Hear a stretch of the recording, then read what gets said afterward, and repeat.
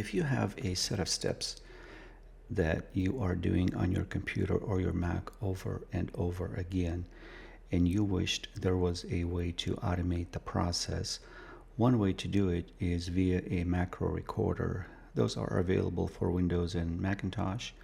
This is just one example. It doesn't have to be necessarily this one that you would want to use, but this is just the one I found myself works for me.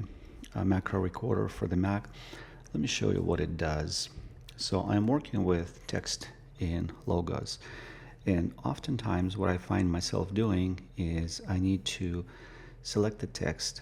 I want to highlight the text so it stands out.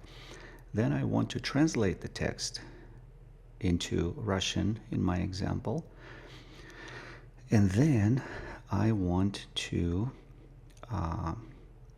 paste the text back to logos next to my selection as a note. If I was to do this set of steps manually, here is what it would look like.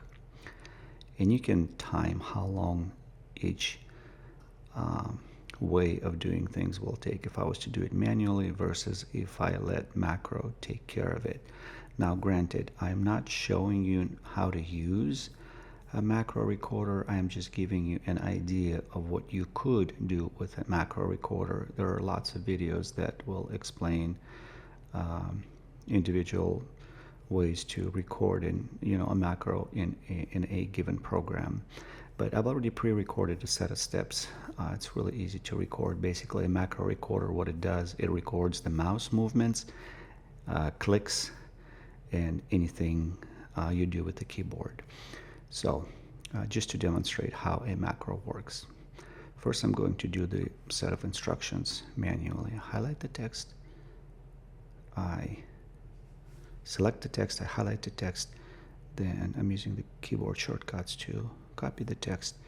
Then I'm going to the program that I use for translating the text.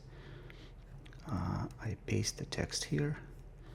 Then I copy the text from this program. I go back to logos. I go to add note, and then I command V to paste the text, and I close the tab. So this is how long it takes to do everything manually.